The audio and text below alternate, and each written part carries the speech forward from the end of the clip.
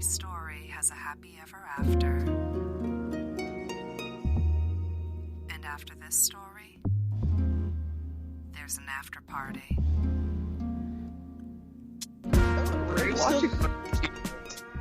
Rewatching Murder, She Wrote? Yeah. Oh, God, I love this movie. How did you feel? This is your first time watching the movie. I need to know. You watched it yesterday or the day before? I watched it yesterday. And when you told me you watched it, I'm like, okay, don't tell me anything because I want to know how you feel about this. So I want to know how you feel about it. In order to suppress it, I watched Murder, She Wrote. To suppress the feelings of this movie? Yes. I am Sam Logsden. I am Amanda Pierce. This is Happy Ever After Party, and as a nice little mid-season treat, just for you guys, Amanda and I are talking about Ever After. Yeah, I thought it was apropos. Indeed, because we've mentioned it several times throughout our analysis of Once Upon a Time, and it just seems like, I don't know, it's really hard to tell, like, when you bring something up a bunch of times, if you're saying it in admiration, or if you're saying it in terms of criticism, or if you're neutral about it. So it just seemed kind of like the perfect time to talk about it, and especially since we're in isolation, this is actually one of the better movies to watch.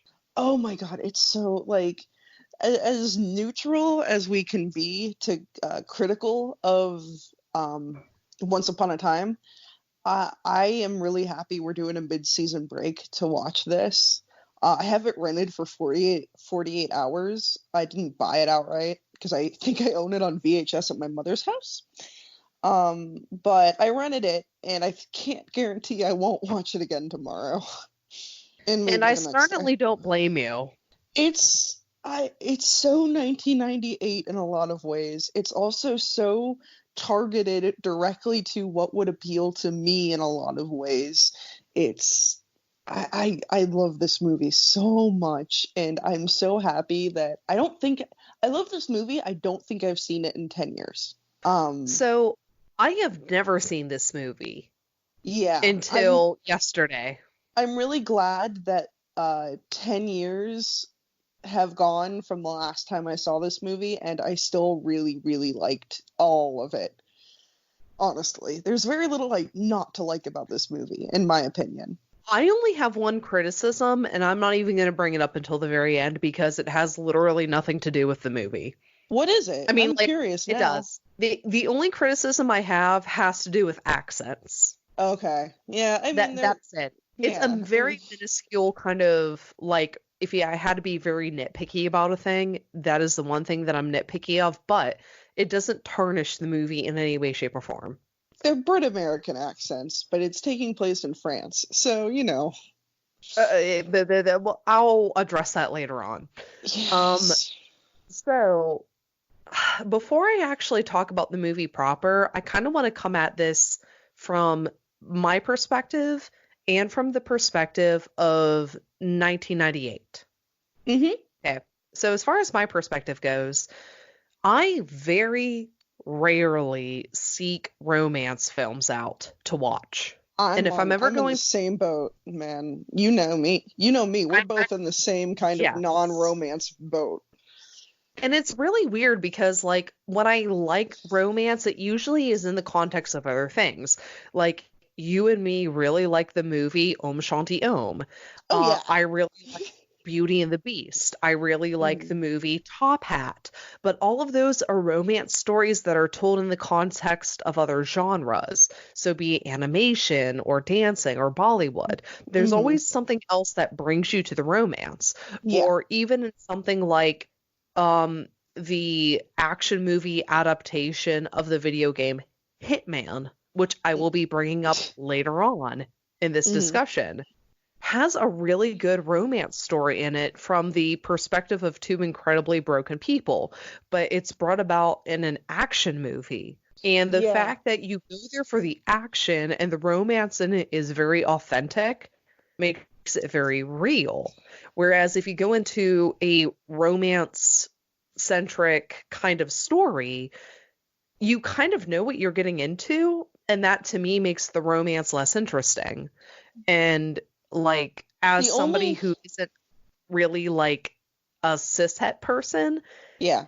like romance gets very weighted after a while. It becomes something that I don't really look forward to unless it's organic. Yeah. Well, that's what I was just about to say. The other romance movie that I'll cite as my favorite romance movie, I just did that thing on Facebook because I've been doing a million of them where it asks you like Mm. your favorite action movie, your favorite horror movie. And it said, "What's your favorite romantic movie?"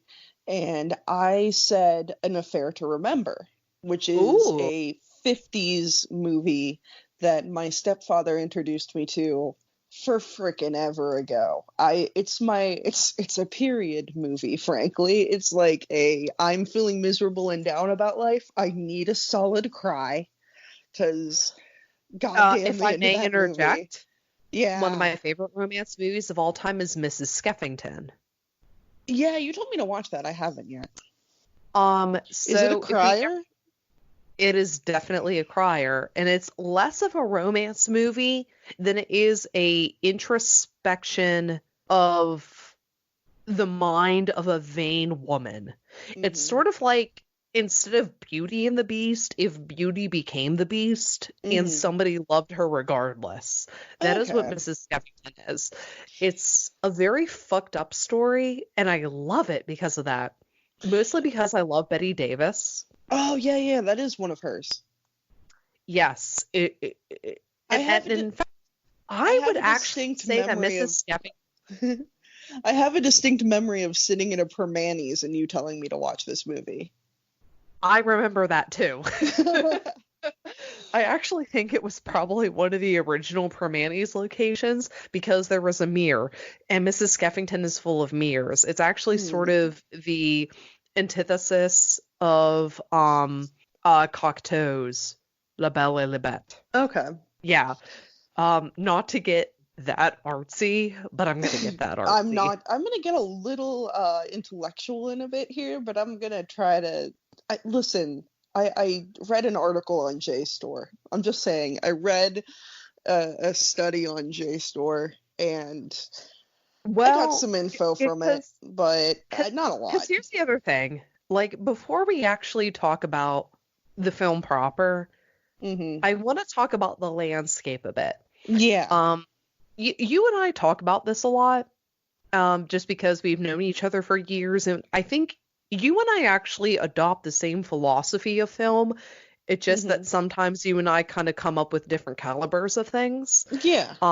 Like you and I both agree that a film should be enjoyable regardless of context Yeah. to a certain extent. It's Like entertainment. That's what it's meant to it's be. entertainment, and that's its primary focus. That's If why, it fails to entertain or even garner an emotion like we talked about Uncut Gems, yes, it made me uncomfortable and upset, but it was an entertaining movie and therefore I think it was very good because it made me feel a yes. way. Uncut Gems is one of the best movies I never want to watch again because it literally portrayed anxiety. The fact that it did not get a nomination for best sound editing is mind-boggling. It's up there with Baby Driver not getting it. Okay, so like you get it. But when it comes to like films and stuff like that, one of the things that jumps to my mind immediately is Fantastic Beasts and Where to Find Them. Okay. The first movie, I have not seen the second one. Nor have I. Okay, but the first movie I had a lot of problems with. Not Mhm. because I'm not a Harry Potter fan, and not because I haven't read everything that is Harry Potter based, but it's because I have seen a lot of Harry Potter things that I had a lot Okay. of issues with it. Going into that movie, if you had no idea of any of the Harry Potter things going into it, it would not be a very enjoyable film. Yeah, that's fair. Yes. So the whole twist at the end of Fantastic Beasts of Where to Find Them, it goes in front of you so fast and it's mentioned so infrequently that if Mhm. you are completely new to the franchise, you are going to miss it. Yeah. the major twist of that movie kind of has to do with whether or not you've been paying attention to the series. And Yeah. that's always something that sort of stood out to me. And which is a shame too, because I actually really loved that movie. It's my favorite Harry Potter movie, It honestly. is. Yeah, besides the third Harry Potter movie. Nope, my favorite, period. Um, the only reason why I say that is because Sirius Black is my favorite character in He was all of mine Harry too. Potter. I just thought Gary Oldman was not the best casting. Acting, he Um, always does fine. he does a great job, and that's why I kind of loved him as him. I And thought he it's like, was too old, frankly.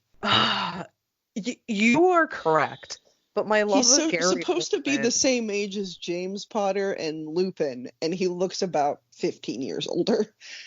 he's supposed to be like a young uncle, and like Gary Oldman's face doesn't carry it, but he definitely acted the part. Okay, so we're Sorry. kind of touching on like a thing about like romance films and fantasy films in general that tend to touch people very sensitively.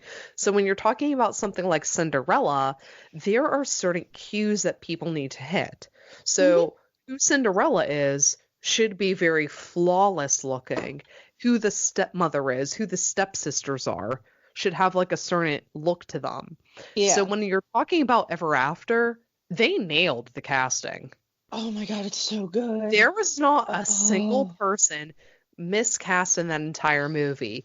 But before I actually talk about the movie proper, I actually want to talk a little bit about the year 1998, if you will indulge me. Are you going to play a 1998 boppin' track right now in Fuck post? no, I'm not. Do you think I have that kind of money? Boop, ba-doop. I don't know what was in 98. How old were you in 1998? How old was I? We were either 7 or 8. 1998, I was 7. Same. I was 6 or 7. Wait, yeah, 6 or 7. I was born in 91. 6 or 7. I was a 91 baby. Oh, me too. We know But this. you were You very early. You were mid-year and I was late year. 91. Yeah. Cancer, So- baby.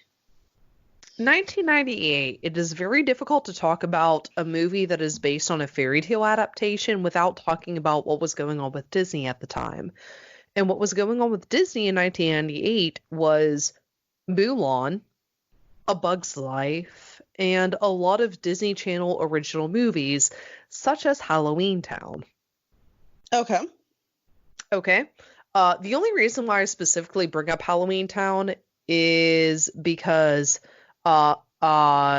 Melanie, who is one of the stars of this movie as Jacqueline, I thought she was the same actress as the lead actress in Halloween Town, and she is not. Oh, I They forget just her happen to name. bear huh? I forget her name, the actress. Yes. Well, both of them bear a striking resemblance to each other. So I'm just going Melanie to say right Linsky. here, yes. Melanie Linsky and the actress who was the star of Halloween Town are not the same person, Mm-hmm. although they do look a lot alike. Yeah. Yeah. And also, Melanie Linsky has also had the very bad habit of starring in rom-coms or spooky movies. The only There's other no thing around. I've seen her in, we were watching it, and I said, "Oh crap, she's familiar," and I looked her up, and that was Castle Rock. Rose Red. Yeah, she was in What I Castle know Rock, her and from. she was also in XX, that Yes. all-female directed horror series that I've not seen. And I actually like XX. It's not the greatest thing in the world, but I like it. But Um, time-wise, we're talking about pretty much the post-second Disney Renaissance. Yes, Which kind we of are. started with The Little Mermaid and kind of sort of started ending with Pocahontas and Hunchback. You are correct. And part of that has to do with the fact that in 1994, Jeffrey Katzenberg got let go of Disney. Yeah. So when you're looking at 1998 and you're looking at A Bug's Life and Mulan and this push towards digitization, They're slowly And, like- getting drug into a Pixar world, essentially.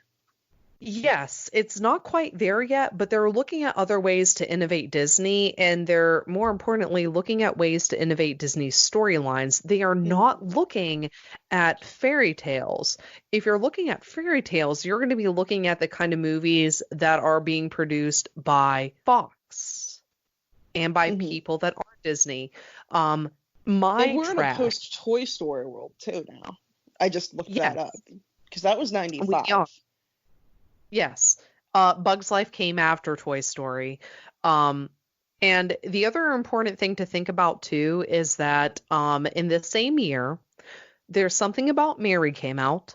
Mm-hmm. And in this year too, Shrek was being developed. And the only reason why I know that Shrek was being developed in 1998 is because originally, instead of Michael Myers, Chris Farley was going to be the voice of Shrek. And Chris R.I.P. Farley passed away a year prior in 1997. Man, we would have gotten a different, probably better movie.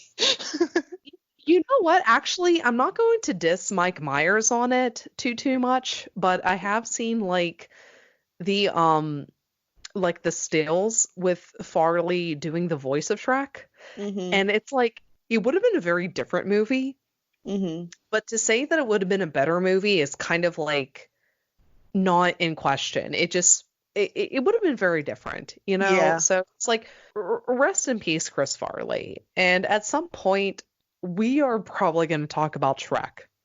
It's inevitable.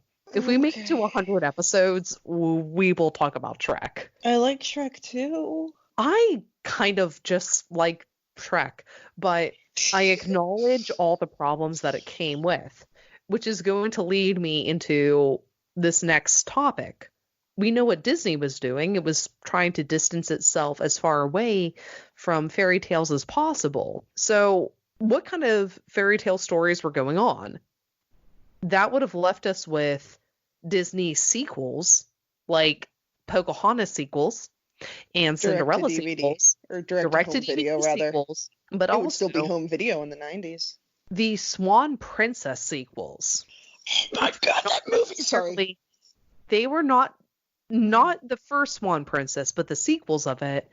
That wouldn't have necessarily been direct to DVD or direct to VHS. Some of them may have gotten some kind of like screen time. I believe it's only direct to video, the sequels. You know what wasn't direct to video The in first one? 1998? Huh. Quest for Camelot. That also came out, which as an adult, I can admit was fully trash, but as a tiny kid whose mother did not like Disney Mm-hmm. and was one of the very few things that I got to watch on repeat, Mm-hmm. that was my trash in 1998. I watched And that animated Swan Princess movie all the time. We had that on VHS too. I mean, you and I could probably do Longer Than Forever as like a Just- Patreon thing. Oh god. Actually, I was like, you know we what? could do Fuck we it. could do a For $50, fantasy we will sing it. for fantasy movies of the 90s. We could do like a 3-hour-long special of us just talking about like being 5 in front of our VCR and rewinding. Oh, I love it. Oh, So no fear. no fear. Do, do, do, do, do, do, do, do, do, do, do, Did you? This is totally off topic. Not quite totally off topic, but did Yeah. you ever see the animated Sound of Music or Magic Flute Yes, with Mark Hamill as the Yeah. lead? I have. Oh my god, I thought that had fallen into a deep recess of my memory and I had to look it We're not up and I had to dig for it and I found out Mark Hamill was the voice because I found the VHS at my mother's and I'm like, holy crap! Oh God. I was sitting in my old bedroom and it just like fully blew my mind that it was Mark Hamill. And I wanted a VCR so bad to play it just to like, oh my god, that is Mark Hamill. And there's no clips of it anywhere. I can't find it. It doesn't exist. Oh God. It was from FHL, I think, or whatever. Yes. We will remedy this at some point, but Sorry. Back on track a little bit slightly. We have with us in 1998 this kind of conflict of people wanting to fill the place of Disney and failing because it comes off as insincere. And we also have ahead of us, because like I said, in 1998, we also had Something About Mary. And in the years following it, we would have had things like 10 Things I Hate About You and on another teen movie, where there's a lot of really heavy cynicism going towards like modern romance and like almost like a cynicism of feminist ideology at the same time. Yes. So we're at this middle ground where Ever After is. And this is where I have to kind of like come clean with my overall thoughts of the movie. Tell me. It's the most genuine movie that I've ever seen. It's so good. Okay, so I kind of feel like I have to deconstruct it a little bit in terms of like, not just there's the plot, okay, which we'll get to. There's like the you and steeple. we'll talk about this. But the thing that strikes me the most about this movie isn't the plot or the dialogue, it's the cinematography. Mm-hmm. And the cinematography does so much to steep the plot in richness. And I kind of want to start at the beginning. The first 3 minutes of the movie. It's so sad. It makes you feel so much of a way. Oh no, you're talking about the framing device. That's what you mean by the first 3 minutes of the movie. Framing device. The first 3 minutes of the movie. The framing device that I forgot existed. Yes. The brothers Grimm go to a lady. The Grande Dame. In an effort to explain Cinderella. And they kind of explain how difficult it was to turn Cinderella into a story because of all these different conflicting views, which if you are like me and Amanda, you don't pick it up as like conflicting stories, you pick it up as universality to the story. Yeah. They do mention the difference between Grimm's and Perrault's. They do. Version with the glass and the fur slipper. They also talk about the pumpkin, which wasn't necessarily involved in the first version of their fairy tale either. It was in Perrault's, though. I think it's Perrault. I hope I'm pronouncing that right. And it's also important to talk about the French influence in this film. Because it's French. It's placed in French. Perrault, yeah. Charles Perrault. Not only that, but also the fact that this is basically a splice between Cinderella and La Belle et la Bête, Beauty and the Beast. Mm-hmm. Actually, there is an element of it in Riff Raff, I would say. Oh my god. Can I actually tell you what one of my notes is? Mm-hmm. Riff Raff is well endowed. Riff Laugh Le Pew. Yeah. Pierre Le Pew. It's Pierre Le Pew. Riff Le Pew is his name, and of course that's what I called him.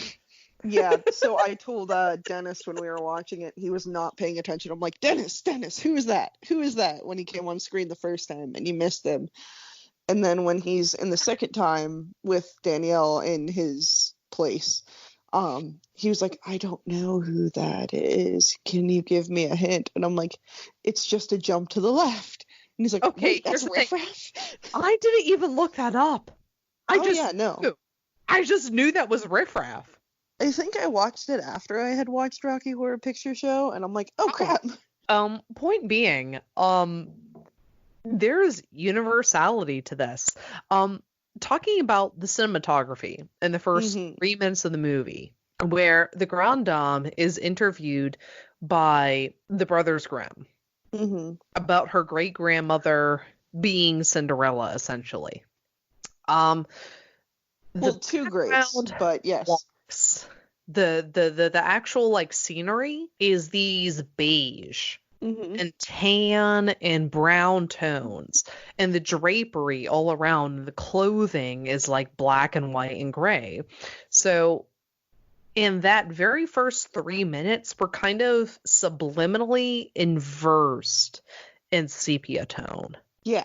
Before going into the flashback, which is all countryside and greenery and stuff. Mm-hmm. So it's a really good trick of camera, even though like it's all in color. They Mm-hmm. were really paying attention to that. And I stand by that because all of the wood that's in like the windows and doors and such, they're not just like straight black or white or gray or brown. There's always like a bluish or a purplish undertone to it all. Yes. And they're very smart to use the country backdrop to really let like the greens and the wildflowers. They made use of their Well, sets really well. yeah, even Danny, who like he didn't want to watch the movie with me necessarily, but he was watching it. He's And allowed to be wrong. Sorry. I have feelings well, about this he movie. is, but like Danny is a huge cinephile. Like he knows movies, and like one of the first things that he said was like the countryside was so jaw-dropping because Mhm. you have a lot of period pieces. And this is something that I'll get into a little bit later, but the fact that they kind of like history drop a lot of influences in the movie, make Mhm. it more real, that's not what makes the movie real. It's the actual like countryside of it all. Well, and And it's you a lot of the costume design as well is very it's reminiscent of the 1500s without being exactly what they wore in the 1500s.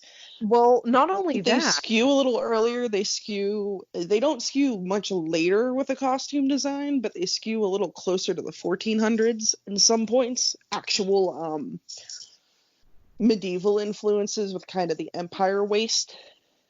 but not by much. But not a lot. No, they don't do No. it too much.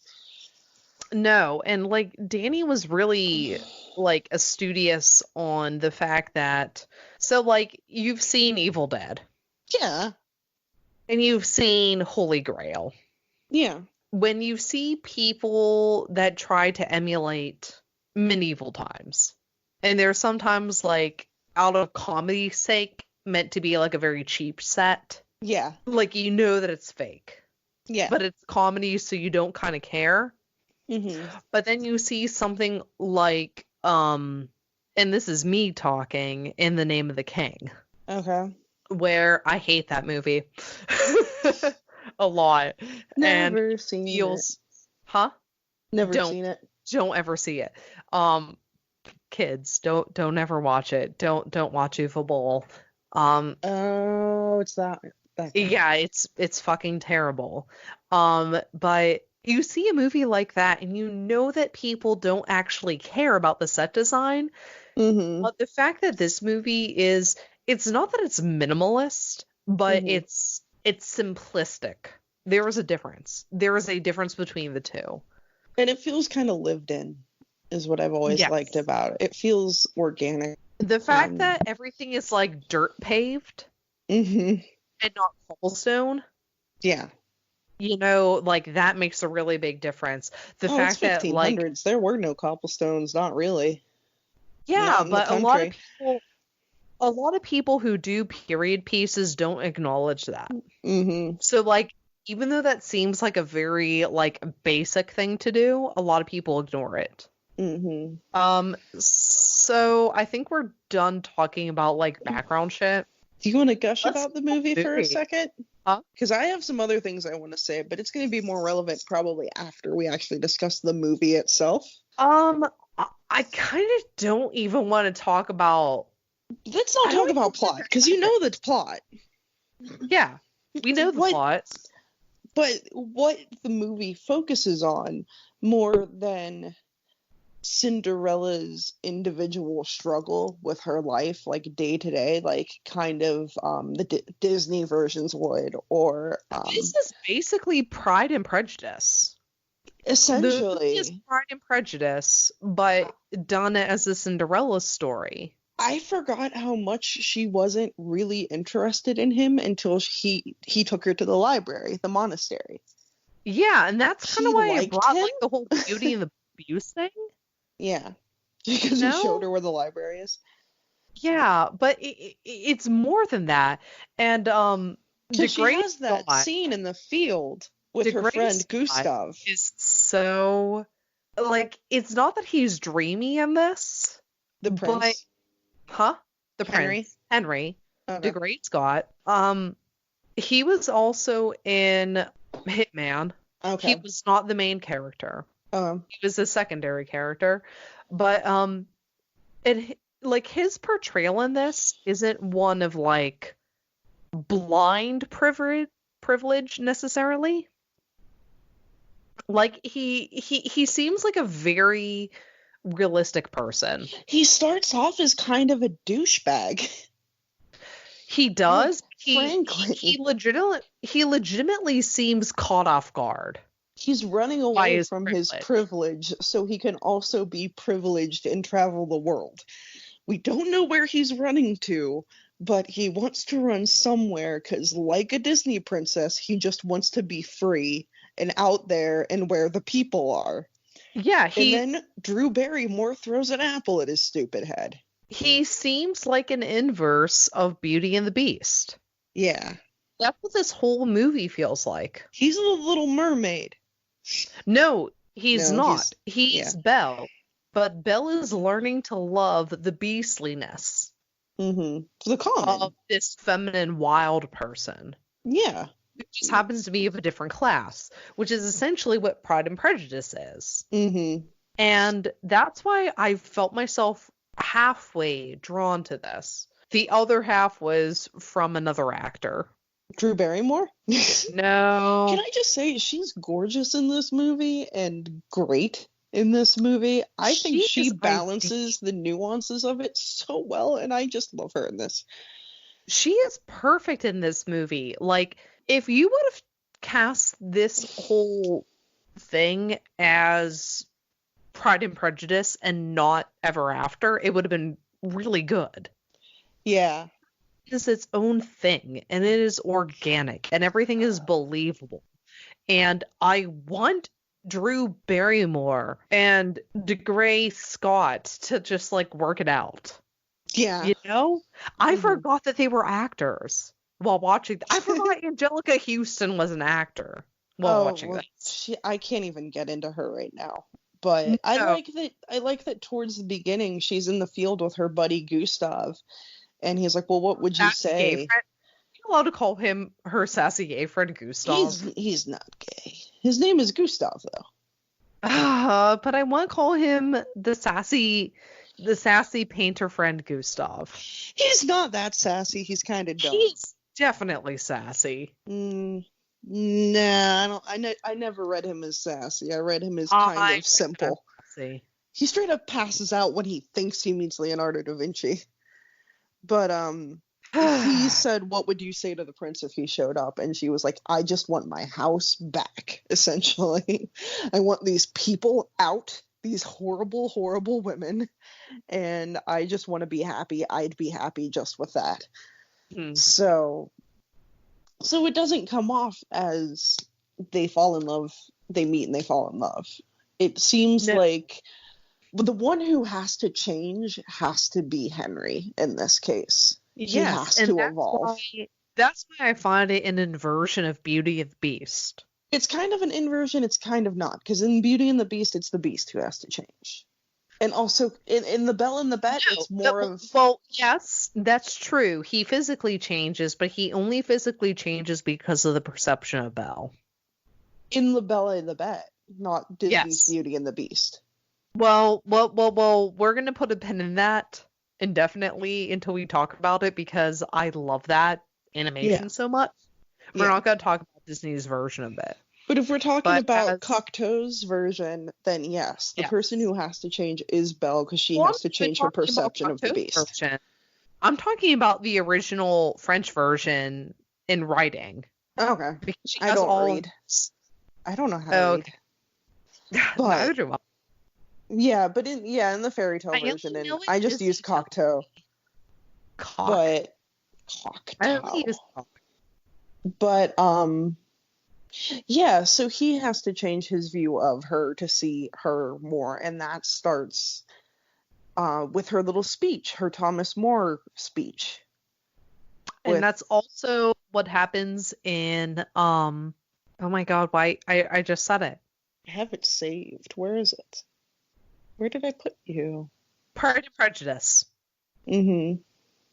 That is also what happens in Pride and Prejudice. They word it so well, and I thought I had it saved in my phone, and I clearly don't. This is what Oh happens well. when you have memories. You forget the shit. But she essentially says if you give people nothing from birth and they only learn how to survive by stealing, then you punish them. You've created a problem and then punished people for living under the system you created. Yes. Which is pretty goddamn communist, but you know. Which actually ties into another Beauty and the Beast theme, but not in any kind of like structural sense.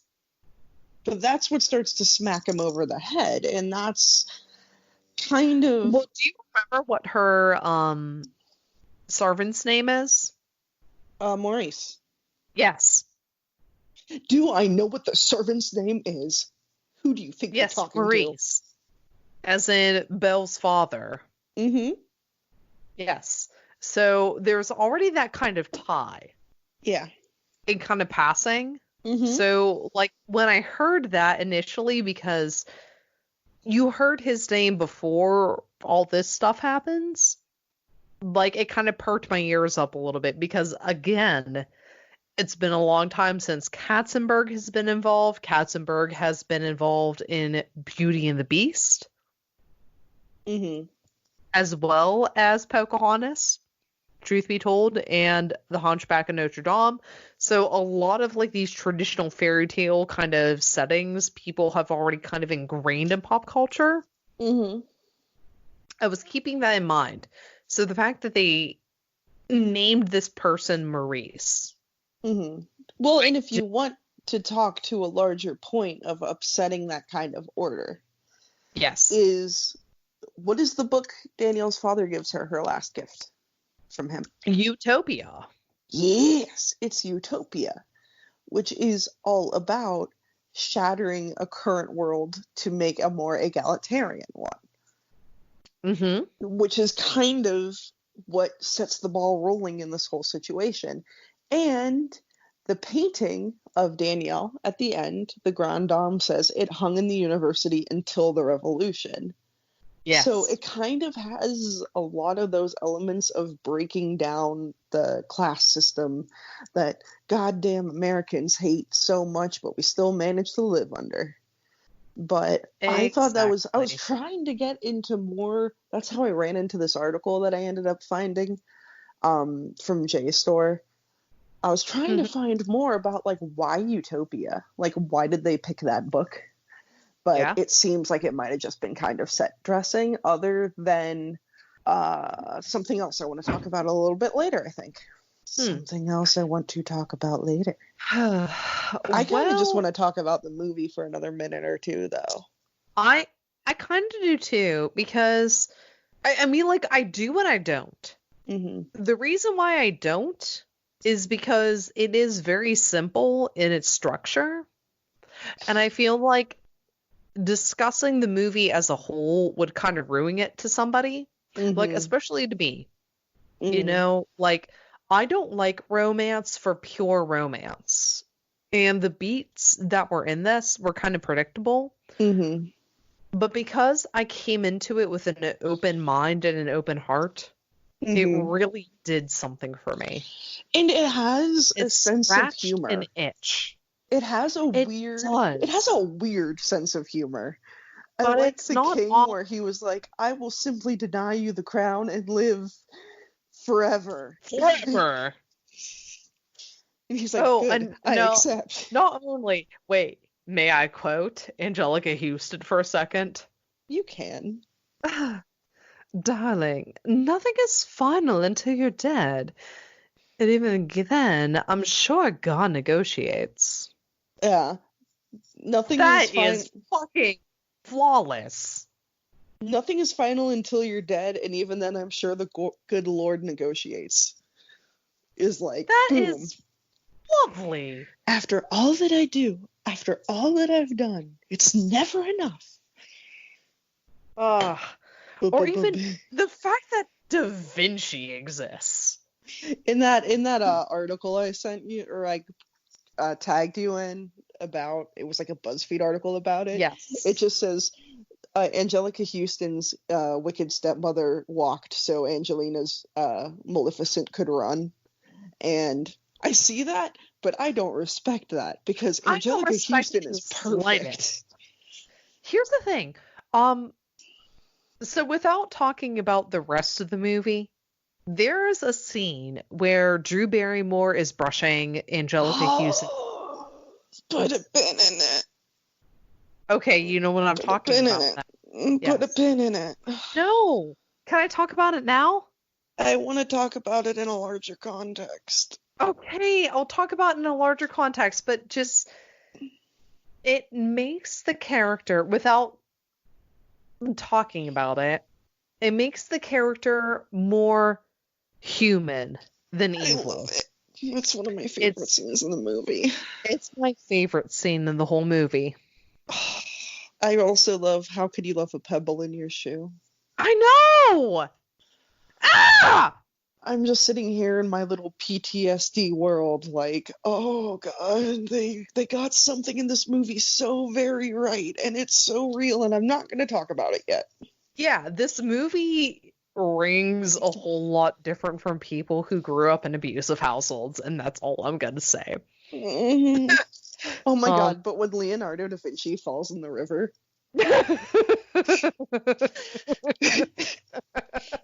Okay, do you want to know what my notes for my movie is about Leonardo da Vinci? He's the fairy godmother? Okay, here's the thing. My notes are Andy Tennant and all the other movies that he's directed. Nothing is final until you're dead. Even then, I'm sure God negotiates. Da Vinci. Lol. I was like, yeah, that was amazing. Yes, and I shall go down in history as the man who opened a door. Yes. And even better is like when I want to adopt is him. like Opie. He's like, okay, then you don't deserve her. Yeah. It's like, yeah, of course you don't. Well, and he does it at the beginning too, where he's what was I thinking? Oh, when they're by the river. It's before he falls in the river. Those things. He's going like over circumstance, over emotional. Oh, what if you meet someone? Over plot point. Well, if you meet someone and you fall in love, but they die and you get remarried, which one was your true love? And blah, blah, blah. And Leonardo at one point, once again, didn't write down a quote, but he just goes, you sound like you're expecting a lot of work out of this woman, basically. Like, yeah. So what? You're just going to chill out in your castle and expect a true love to trip into your lap, which it kind of does.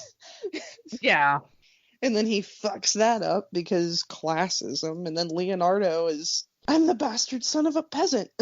Yeah. Oh my god. A bird may love a fish, signore, but where would they live? Then I shall have to make you wings. Sob. Oh, I cried. I fucking cried. Not at that, but I did cry at the part where, spoiler alert, Cinderella and the prince get together. Where he's like, I kneel before you not as a prince, but as a man in love, but I feel like a king. And just... Dennis looks over at me and he's like, are you upset I didn't propose to you like that? But I don't like romantic movies, but I like this because it's in the larger context of a fairy tale, which is always a plus. It's in a historical context, which for me, it just happens to be in a time period I really love, the 1500s. Mm-hmm. I'm not as big as France as I am on England with my knowledge, but I have a little bit. A little bit bigger on France than you are, but that's by like a millimeter. The Tudor era is kind of my one of my favorites to read about. But they put them on equal ground intellectually is what I really like. The why do you irritate me so? Why do you rise to the occasion? Like, dang it. It's not like to irritate me so. Bride, You know, where it's like, I can give you my word as a Spaniard. No, that's not good. You know, it's not like that. Yeah. When you and I will talk about that movie at some point, that's like a 200th episode. Yeah, I'm going through my little notes here and seeing what kind of little bits Shrek I is a wanted to talk about wonder. before I get into a larger kind of thing I really want to talk about. What I really want to talk about. Yeah. Oh my God. The costume One of the designer is huh? the one thing I wanted to talk The about. The costume costume design? designer of this Okay, because is. I'm really interested to talk about that because simple as it is, the notion of the horse Mm-hmm. being detailed by Jacqueline and by oh my God, I can't remember his name. The servant guy, the The horseman servant. guy. Yeah, him. But the thing is like imagery of horses is mentioned throughout the dialogue so much that by the time that we see it in costume, it actually has significance. Mm-hmm. It's not done as like a fat person joke, as Mm-hmm. a lot of people might seem to think it as, Mm-hmm. but it's actually meant to signify, no, we are actually aspirational of the people who deserve to win. Yeah, workhorses. Beating, you know? And it's like, I don't know, it's really, really refreshing to like see that amount of detail brought up in costuming. But not only that, like, And the peacock is and the Marguerite, peacock which is especially, beautiful but useless. You don't yeah. eat a peacock. They don't do anything. They're not, you know. But you remember what I said about the beginning of the movie, And where like, Angelica Houston's subtle devil horns. yes, but you remember what I said about the beginning, where Mm-hmm. everything was kind of like sepia tone? Yeah. That was the background. Mm-hmm. The drapery and everybody's costuming was either black or white or gray Mm-hmm. in that part of the movie. In the laundry. And in the laundry was even better because there was nothing but that sepia tone or that white as the nuns, and there was the royal purple, which if you They don't aren't nuns. know, They're just laundresses. They're not nuns. well, that kind of costuming Yeah. was the same. But in order to achieve a purple hue, which was strictly reserved for the royal people, that was a very tedious process. Yeah. So for Angelica Houston and her daughter to be pushed into purple dye, which wasn't very like overtly purple, They but still are what they wanted to be. They wanted to wear the purple of royalty, and they are. yes. Yeah. And Here's the thing, it's like it wasn't stupid. It was funny. and to go into no, I thought it was funny. Indigo. And the other thing, Indigo. yeah, the Indigo? other thing with it is that what they used to use, this is just a research thing of me that I stumbled across. In the original story, what happens to the stepsisters at the end? No, not the feet, not the toes in the shoe or the heel in the shoe. What happens to them when they come to beg for mercy to try to come to the wedding? I can't remember. They get their eyes plucked out by birds. That's right. Guess what they used in laundry in the 1500s? What do they use? Chemicals, including lye, which over time can cause blindness. So they kind of might in the end go blind too. That's just a thing. That's just a thing I stumbled upon. So instead of birds plucking out their eyes, because we aren't doing magic in this, other than Leonardo, but, you know. But the costume designer of this, what I wanted to point out, it's Jenny Bevan, who, have you heard that name before? I have. Who knows? Have you? I have heard the name. It's just like, can you refresh my memory on what she has done? Mad Max Fury Road. Yes. Yes. She has won shit from that. The costumes in this movie are perfect, and I want to own every single one of them. And that's just about all I have to say on the costumes. Aside from one thing, there's one thing. Huh? The blue dress that Yes. Marguerite says 50 other women will be wearing at the tennis match is the same one that Danielle wears to the library. And there was another not a coinky dink, but a thing. The necklace that Marguerite returns to the queen after church. She stops her and says, "Ma'am, I think this fell off of your neck on your way out." And guess who's wearing it in the final scene where she confronts her stepmother and evil stepsisters? Danielle has that red ruby gold necklace cross thing around her neck.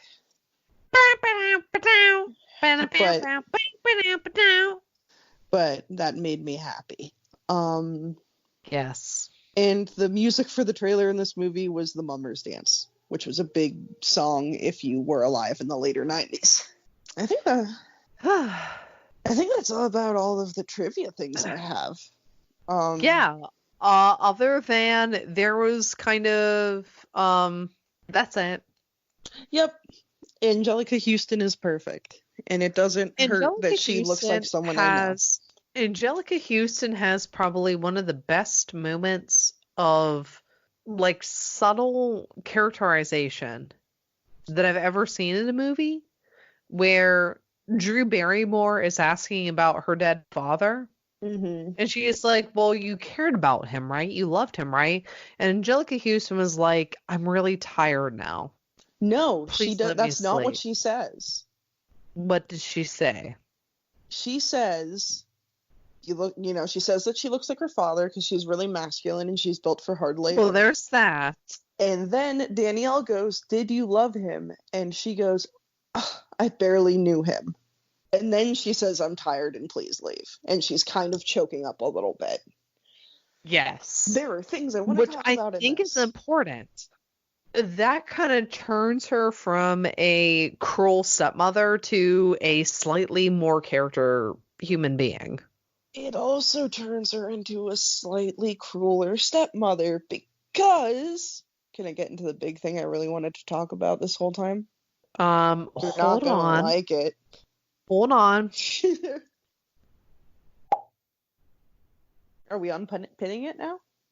I unpinned it. So, I'll put that at the end. There's something else kind of little that I wanted to talk about, but I'll talk about the big thing I wanted to talk about. The cycle of abuse. Oh, this movie has it so right, more than almost any other movie I could think of off the top of my bean. It got it so right. It got so many things about it so right. So, it did. We start off with the relationship between the two women. It's stepmother. She's introduced to Danielle, and it's clear that Danielle's father loves her very, very, very, very much. Yes. This is not a spoiler. This happens in the first 10 minutes. The father is leaving the house like the next day, it seems, after he comes home with his new wife and her 2 daughters from a previous marriage, we're assuming, and has a heart attack of some sort and falls off his horse. He looks at his wife and then I don't think he says anything, or he mumbles something that I didn't catch. And then his daughter, Danielle, is right next to him, and he caresses her face and says, I love you," and repeats that until he dies. That could make a woman bitter. Yeah. It plants a seed in that of jealousy, and it's quite obvious from the second she meets Danielle that her and her father have a great rapport, because she comes back muddy and he's being a good dad. And he had to die because he's a good dad. But the last words he says are to his daughter, not his new wife. And he's saying how much he loves her. And Angelica Houston looks around, panicked, and says, "Do not leave me here. Do not leave me here." In like horror at her surroundings, because she is in the middle of nowhere now. I'm assuming she married down because she was a baroness I don't know what she was before she married him, but it feels like she stepped down, basically. Well, that's kind of hard to tell because Baroness is kind of in the middle grounds territory. Yeah, because I know Danielle's mother was a countess. Yes, and that is above a Baroness, if I am not mistaken. I don't know, but it feels from at least her attitude that she stepped down. Well, here's the thing, is because of how aggressive Angelica Houston is, and because she kind of reinforces the idea of, well, the fact that Drew Barrymore reinforces the idea of people who aren't as well read are miseducated about where they're standing at. I think being a countess over a baroness would probably lead her to try to re-educate her stepchild as one is better than the other. Yeah. I would be okay with interpreting it as that, because the whole idea of her being taken a peg down. So what we have with that, we assume from 10 years pass, and then what we start to see in the first scene with her is tension building, which is the first kind of step of a cycle of abuse. And it builds and builds and builds. Then there's an incident, then there's a reconciliation, and then there's a period of calm before the tension starts building again. Where we kind of live in this is kind of from tension building to reconciliation, calm a little bit in the middle there, and then starting with tension again. So what we have is the tension at breakfast. She physically assaults her, grabs her by the ear or hair, and throws her into a chair when she finds out about Henry. This is Angelica Houston doing it to her. And then to possibly reconcile from that, she throws out and also to cover her ass for going through her stuff, throws out the possibility of letting her go to the ball. What? I'm just sad. Oh, whatever. It all ends happily ever after. Sorta. So, what she also says in that scene, because that scene is like kind of one of the keys to the whole thing. That bedroom scene with Angelica Houston and Drew Barrymore. Rodmilla and Danielle, respectively, is Danielle is like cleaning out the fireplace, tending to the fire, doing something, and she's Angelica Houston's luxuriating on her bed, and she kind of says, "Oh, can you imagine Paris at Christmas," or whatever. And then she starts saying, "My mother was hard on me too. She would make me wash my face 20 times because she was never convinced I was clean enough. But I'm thankful she was hard on me because it essentially made her who she is. She's a baroness now." And that's kind of the antithesis of what's happened with Regina and Once Upon a Time. Yeah. Well, what that is pointing at to me is legacy of abuse, which is another thing. It's intergenerational. It's passed down. Yes. So you can go, my mother was abusive to me. She was hard on me. She made me wash my face 20 times. You can't think that's the only thing her mother did to her. That's just the one thing she mentioned. So if I'm as hard on you, maybe you'll make something of yourself. I don't think she really has that hope for Danielle. I think it's maybe a cover, whatchamacallit, justification, internal justification for how she treats her. But it's almost like, here's the thing, in that whole scene that you're talking about, that is the scene that I love so much. She's trying to relate to her, woman on woman. And the problem is that they actually have the same problem. Neither one of them have had a reliable mother figure in their life. I wouldn't even say a reliable mother figure. I'd say clearly a reliable figure of any kind, a support or guidance of any kind from anyone. Well, that's the difference is Danielle did. For the first 8 years. Her father, from a very young age, clearly loved and supported her. Mm-hmm. And if you weren't willing to accept that, that would be very difficult for somebody coming in to acknowledge. Yeah. So, obviously, that hits me a lot different than a lot of other people. Mm-hmm. But in the terms of like general storytelling kind of equality, it's like it turns into a fair maiden turning into a servant. Mm-hmm. That's actually not really the case at all. It's somebody who is, yes, they are feminine, but they know how to take care of themselves, relegated into a servant's position. Yeah. And that's actually kind of where like 90s feminism kind of kicks in. Mm-hmm. And it's that's kind of a thing I wanted to talk about after this a little bit. Well, that's one of the things that's like, to me, this movie does very well compared to a lot of other movies. Yeah. Because do you want to know what movies came after this? Mm-hmm. So, like I said, after this movie came Something About Mary, mm-hmm.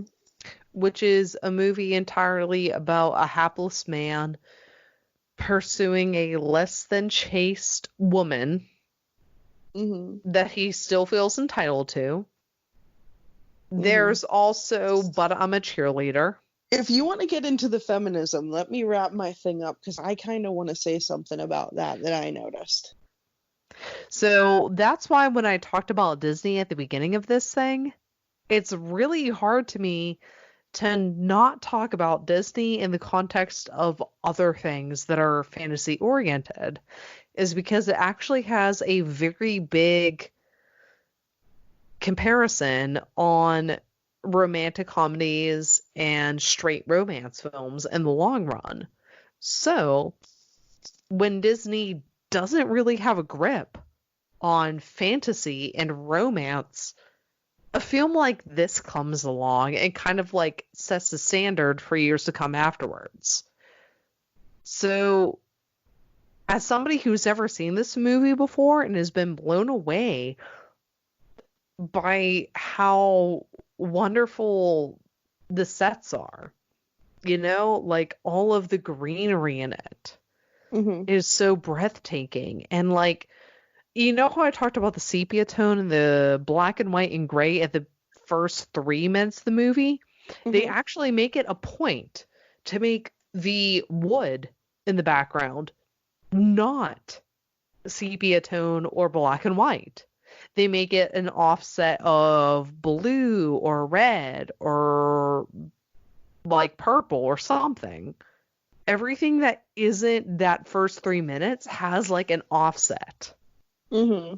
And it's purposely done so to mm-hmm. make it distinctive. Mm-hmm. And I really, really like that.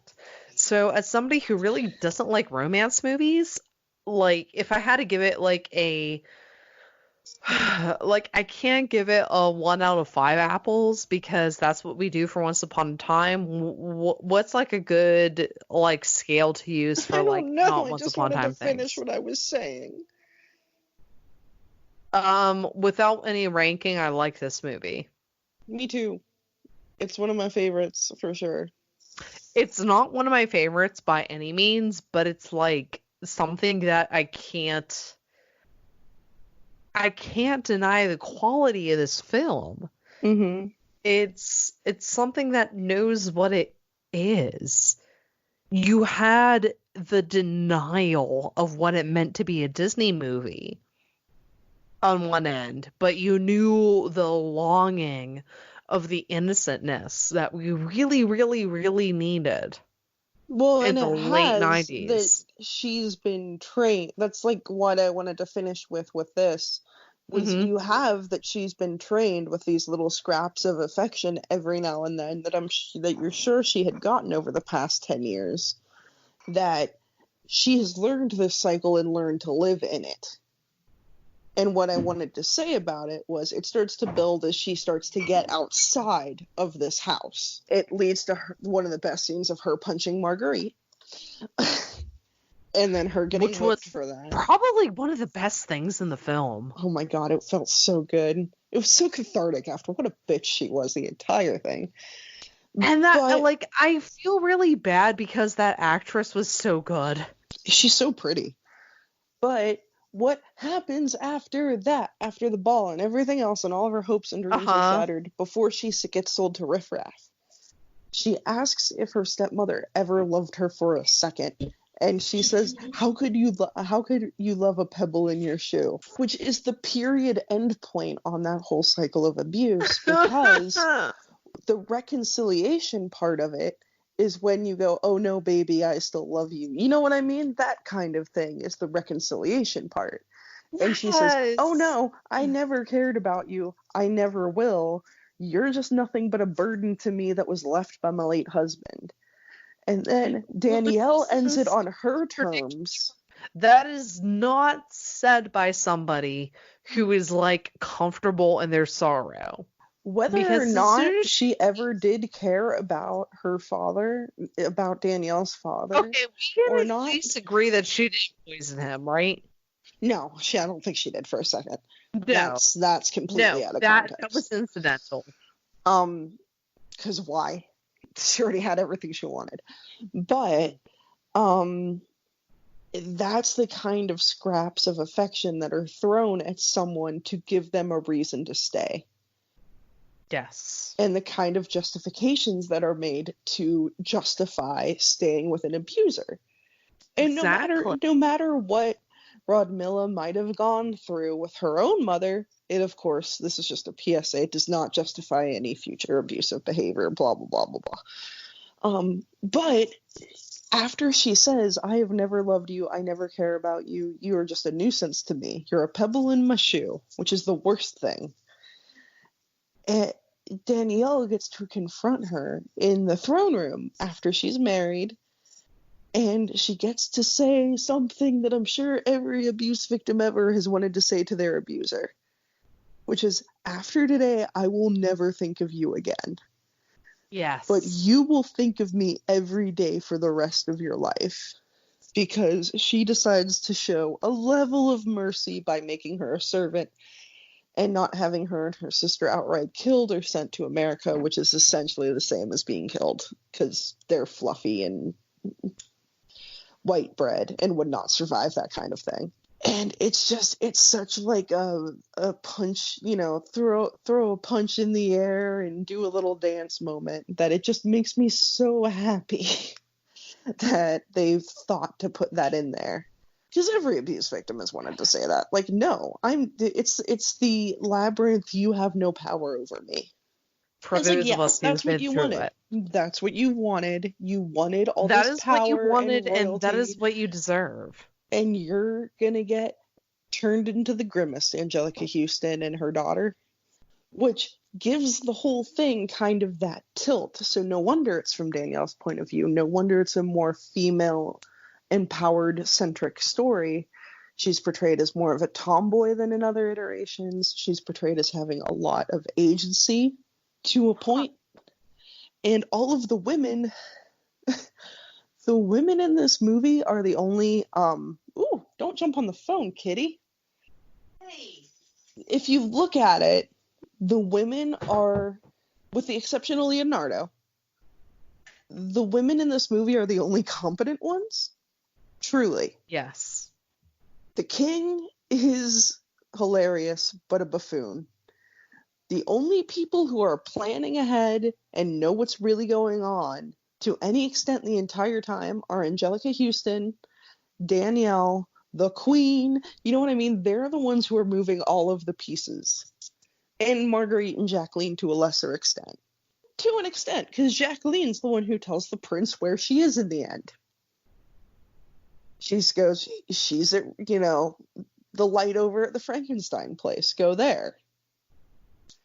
So Henry and the king are both being pulled along by their nose the whole time, pretty much. Henry has no idea what's going on until the very end of the movie. But I thought that was an interesting perspective from the way they're telling the story. I'm just trying to get my cat out of the room. Oh, Xena just jumped on my phone. This movie is something that I would never have gone out of my way to watch, ever.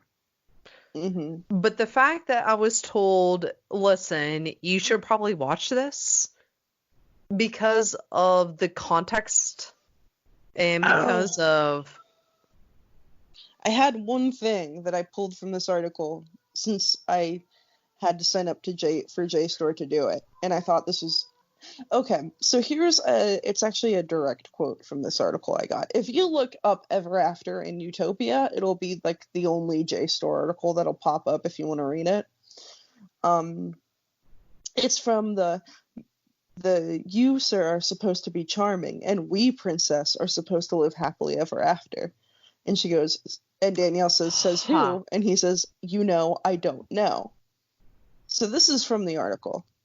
The not knowing here points directly to the utopian romance meta-narrative that sustains Cinderella stories. Its origin is unknowable because it is endemic in nature, which is what we've been saying this whole time, really. The final word in the film thus belongs to the narrator. They call her a queen, she's not, who confirms that the couple did live happily ever after, and concludes, the point, gentlemen, is that they lived. So, the recognition... Now anyone with a minimal knowledge of either history or fairy tale would recognize that this is a complete fiction, but that recognition might only reinforce the power of the meta-narrative. Well, have we done as much damage to Ever After as you think we can? Well, here's the thing is I think we've given it the credit it deserves, sort of. Mm-hmm. This movie deserves some love. It feels like because of the Disney... It was in a weird time where Disney was kind of bowing out of its renaissance. So what I kind of felt like is it was bridging that gap between Disney Renaissance and the kind of something about Mary of the late 90s, early 2000s. And it kind of fell into the crack there. And it deserves more love than it ended up getting. So... It's not a fair comparison in any way, shape, or form. No, it's not a one-for-one. But that's what happened. It lived in that world where it was stuck between Disney and you go girl, spice up your life-ness. But I still love it. It's still kind of the best of both worlds for me. It's not a movie that I would have looked at. Yeah. Necessarily. If I hadn't made you. Because of Angelica Houston. She's worth the ticket price. She's worth checking it out. She gives humanity to it. Mm-hmm. And I think Drew Barrymore does, too. No, she absolutely does. Yeah. And it gives it enough of an interesting twist that it's worth I think my rental was $4. It's $10 to outright buy it. But, you know, if you want to watch it, it's worth the $4 rental. Yeah, absolutely. Because it deserves some love, I think. But, yeah, I guess that's all I have to say about that, if you want to wrap it up. In all honesty, like, it was so good. I liked it. I loved it. I'm not gonna lie. I like it. I love it. I want some more of it. It's not in my top 10, but the cinematography. In my top 10 fairy tale adaptations, I'd say it'd be in there. Like, in terms of fairy tale adaptations, absolutely. Like, yeah. No, not your top 10 favorite movies of all time. Yeah, no, it's like If you cared about how somebody thought about fairy tales, Hmm. that's what you think of. Well, I'm Sam Logston. I'm Amanda Pierce. It sucks, but you're doing the right thing right now. And I'm very proud of you for doing it. And just remember, it might not be the end. It might not be happy. It's probably not. But, you're always welcome to this party. So take care. Mr. Music, will you play?